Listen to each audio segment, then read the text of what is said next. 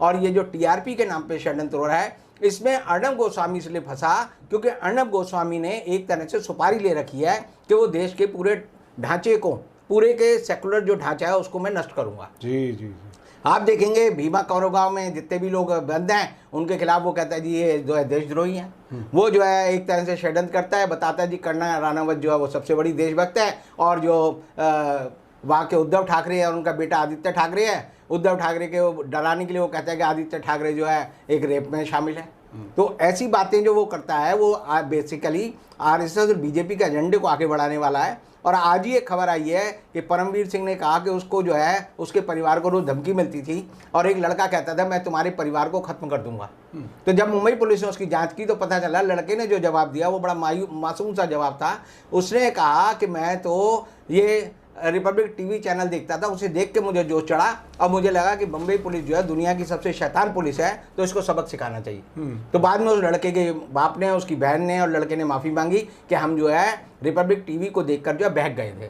जब कोई नौजवान किसी पुलिस कमिश्नर के घर को खत्म करने की बात करता है और वो भी चैनल को देखकर, तो आप समझ लीजिए रिपब्लिक टीवी ने लोगों के दिमाग में कितना जहर भरा है। इतना ही, यही काम जो है जीटीवी ने किया है, यही काम जो है आप देखेंगे टीवी 18 ने किया है, यही न्यूज़ इंडिया न्यूज़ ने किया है, यही जो है आज तक ने किया है। ये सारे चैनल जो है अगर इनकी एक तरह से साइकोलॉजिकल जो है अगर एनालिसिस हो तो आपको पता चलेगा ये चैनल जो है देश में देशभक्ति नहीं सिखाते, देश के लोगों के दिमाग को पॉल्यूटेड करते हैं और उनको हिंसक बनाते हैं। और अगर देश में कहीं हिंसा और बलात्कार और रेप और ये सारे काम हो रहा है तो इनके लिए चैनल जिम्मेदार हैं, क्योंकि इन चैनलों ने इन लोगों को महिमा मंडित करने का काम कर रखा है। जी जी। आईएमए में, इंडियन मिलिट्री एकेडमी में जब हम किसी अफसर को भर्ती करते हैं तो उसका साइको एनालिसिस होता है जी जी कि इसके दिमाग में क्या क्या भरा हुआ है, और साइको एनालिसिस होकर पता चलता है कि ये आदमी सेना में रहने लायक है कि नहीं। तो मेरा ये कहना है कि ये जितने चैनल के इस समय हेड हैं, जो ये हिंदुस्तान में आज़ादी है, कोई भी चैनल खोल सकता है, लेकिन अगर इसका साइको एनालिसिस करा जाएगा तो ये अंदर से क्रिमिनल मिलेंगे या अंदर से परवर्टेड आदमी मिलेंगे, और ये लोग ऐसे मिलेंगे जो है अगर मीडिया में नहीं होते तो कहीं जो है क्राइम कर रहे होते और किसी जेल में होते। देखिए आप बीच में देख रहे होंगे कि लोगों ने अब जो है चैनल देखना बंद कर दिया है, और चैनल देखना बंद कर दिया, और चैनल देखने का बंद करने का मकसद ये है कि लोगों को पता चल गया कि ये सुबह से शाम तक आप एक चैनल देखें, दूसरा चैनल देखें, तीसरा चैनल देखें, एक ही खबर मिलेगी। और लेकिन ये क्या करेंगे, कहीं से भी 100 साल पुरानी खबर उठाएंगे और उसे बना के दे देंगे जी हमने जो है कि खोज की है। अब टेलीविज़न हिंदुस्तान में आया था तो उस समय 1965 में कहा गया था कि ये एजुकेशन पर्पज से आया। हाँ, टेलीविज़न का पर्पज़ था एजुकेशन। जी जी। और ये टेलीविज़न जो है एजुकेशन पर्पज़ का मतलब था कि they want to grow a scientific temperament of people. Now they have created a, आप कहेंगे कि पूरे देश को इन्होंने पागलपन में धकेल दिया है। लेकिन पागल को भी अकल आ जाती है। जैसे मेरे को एक चुटकुला याद आता है, आपने जो बात कही कि हिटलर एक बार पागल खाने गया, तो पागल खाने गया तो सारे पागलों ने कहा हे हिटलर, हे हिटलर। तो एक जो नर्स थी उनके साथ जो वो चुप खड़ी रही, तो हिटलर ने कहा भाई ये सब कह रहे हैं हे हिटलर, हे हिटलर, आप क्यों नहीं कह रहे? उसने कहा मैं कोई पागल थोड़ी हूँ। हाँ, अच्छा। तो इसका मतलब यह है कि जो मोदी मोदी करते हैं उनको बाकी लोगों को पता है कि पागल हैं, तो पागलों के ऊपर जो है ज़्यादा ध्यान नहीं देना चाहिए। थोड़े दिन बाद आदमी मान लेता है पागल है, इनको सुधारना मुश्किल है। लेकिन जब पागलों को अंदाजा हो जाए कि हमें पागल समझा जा रहा है तो अकलमंदी की बात करने लगते हैं। जी जी। जैसे टोबा टेक सिंह की कहानी लिखी मंटो ने, उसने कहा ये देश आज़ाद हो गया लेकिन हम तो उसी कमरे में हैं। उसने कहा नहीं, ये वाला कमरा जो है हिंदुस्तान में चला गया, तुम्हारे वाला कमरा जो है पाकिस्तान में चला गया, बॉर्डर पे वो पागल खाना था। तो पागलों को भी अकल आ जाती है। और मैं कहूँगा कि हिंदुस्तान के लोग जो है थोड़े दिन के लिए आप पागल बना सकते हैं। जैसे अब्राहम लिंकन ने कहा था आप थोड़े समय के लिए सारे लोगों को बेवकूफ़ बना सकते हैं, और सारे समय के लिए थोड़े लोगों को बेवकूफ़ बना सकते हैं, लेकिन सभी लोगों को सभी समय के लिए बेवकूफ़ नहीं बना। 6 महीने के भीतर जो हिंदुस्तान की इकोनॉमी अभी बुरी तरह और गिरेगी, लोगों के पास पैसे नहीं होंगे, कंपनियां जो है दिवाली की आड़ में जो है अपने जो प्रोडक्ट बना रही हैं वो नहीं बिकेंगे, और नहीं बिकेंगे तो उनका दिवाला निकल जाएगा। हर में आप अगर मोटे तौर पे देखें तो मोदी जी को बड़ा यकीन था, इलेक्शन कमीशन को बड़ा यकीन था कि हर हाल में एनडीए जीतेगा। मैं इलेक्शन कमीशन को एक स्वतंत्र बॉडी नहीं मानता, मैं मानता हूं कि वो जो भी सत्तारूढ़ दल होता है उसकी वो समर्थक एक पार्टी होती है। जैसे सीबीआई के बारे में भी आपने कहा, सीबीआई हुई या इलेक्शन कमीशन हुआ या मीडिया हुआ, आप देखिए ये सब जो है सरकार को अपने पीछे से धक्का लगाने का काम करते हैं कि भाई इनको आगे बढ़ाओ। तो अब बिहार में जो चुनाव हो रहे हैं में 15 साल के जो शासन में नीतीश कुमार ने कुछ नहीं किया। अब बिहार जो है हमेशा जो है गलत कारणों से खबरों में रहता है जी। कि जी पुल बना गिर गया, पुल का कल उद्घाटन होना था आज गिर गया, बिहार में रेप हो गए, बिहार में पता चलेगा कि कोई सुधार नहीं हो रहा।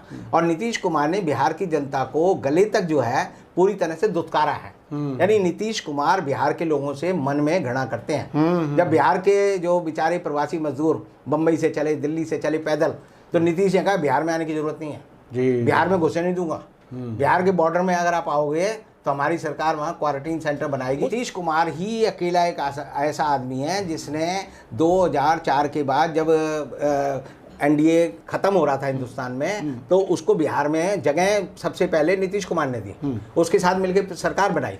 और फिर जब दोबारा जो अभी बीजेपी की एंट्री हुई है बिहार में, वो भी नीतीश कुमार की वजह से हुई। इसीलिए नीतीश कुमार को कहा जाता है पलटू राम है। पलटू राम इसीलिए कहा जाता है कि इस आदमी को कोई दीन धर्म नहीं है। तो होना ही एक तरह से मैं कहता हूँ कि अगर नेता नौटंकी नहीं करे तो नेता खाएगा, क्योंकि अकल की पॉलिटिक्स तो कोई करता नहीं हिंदुस्तान में। तो नीतीश कुमार को अब बीजेपी समझ गई है कि इसकी वैल्यू जीरो हो गई है। तो नीतीश कुमार को सबसे बड़ी जो अपने जीवन की सबसे लंबी जो और सबसे बड़ी चुनौती अगर मिल रही है तो इसलिए मिल रही है क्योंकि वहां पर सारा विपक्ष एक हो गया। वहां पर सारा विपक्ष एक हो गया का मतलब सीपीआई एमएल है, सीपीएम है, जितने भी वामपंथी फ्रंट है वो और महागठबंधन एक साथ हो गए हैं और सब जो है बड़ी शिद्दत के साथ चुनाव लड़ रहे हैं। और बिहार की पॉलिटिक्स में अगर आप एक चीज़ देखें तो आप देखेंगे कि बाकी जो लोकतांत्रिक या मध्यम मार्गीय दल हैं वो एक अलग उनकी भूमिका है, लेकिन बिहार में जो वामपंथी सोच के लोग हैं उन्होंने हमेशा एक लंबी लड़ाई लड़ी है और हर लड़ाई में वो आगे रहे हैं। जी। तो उनका गांव-गांव में आरएसएस के बराबर का संगठन है और वो जब इनके साथ हो गए हैं तो आप समझिए कि महागठबंधन को जीतना जो है, मैं मानता हूं कि अगर पल्ला देखें तो पल्ला पूरी तरह से जो है महागठबंधन के पक्ष में झुका हुआ है और नीतीश कुमार को हारना है। और यही वजह है कि आप देखेंगे जो अमित शाह 5 जून को रैली कर रहे थे, वर्चुअल रैली, पहली रैली उन्होंने की थी 80,000 टीवी चैनलों के साथ और लगा के उन्होंने पर्दे लगा करके खूब भाषण दिए। अब वो अमित शाह गायब है।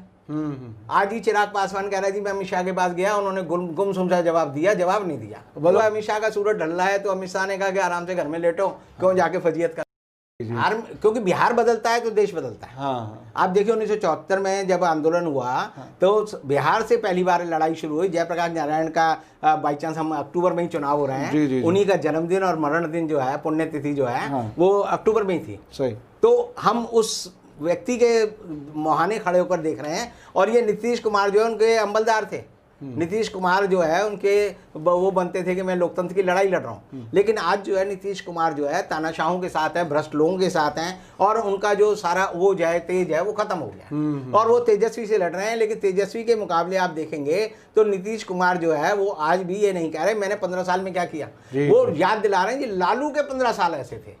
यानी कि ऐसा है कि कोई माँ कहे, बच्चा कहे माँ मुझे रोटी दे, तो माँ कहे देख पड़ोस को देख उसका बच्चा तो भूखा मर रहा है, तू अपनी माँ को ऐसी बात क्यों मांग रहा है, रोटी क्यों मांग रहा है। तो ये इस तरह का जब तर्क अगर नेता देने लगे तो आप ये मान लीजिए वो जीतने के लिए लड़ाई नहीं लड़ रहा, हारने हुई लड़ाई लड़ रहा है और वो आधे मन से लड़ाई लड़ रहा है। तो इसलिए मैं कहूँगा कि बिहार का जो चुनाव है वो उस चुनाव में जो है आने वाले समय में बिहार के चुनाव का असर जो पड़ेगा देश की राजनीति पे भी पड़ेगा और बंगाल के चुनाव पे भी पड़ेगा, क्योंकि बिहार के बाद बंगाल का चुनाव हो रहा है और बिहार के बाद बंगाल में भी इनकी यही हालत होनी है, क्योंकि बिहार में जो सबक विपक्ष को मिलेगा, जनता को मिलेगा और जनता अपनी आवाज़ देगी, क्योंकि बिहार के लोगों को पता है वोट देने के बाद उनकी हैसियत कुछ नहीं है। 5 साल के लिए बिहार की गवर्नमेंट कहेगी अब तुम जो है बिहार छोड़ के बाहर चले जाओ, हमें तुम्हारी कोई ज़रूरत नहीं है।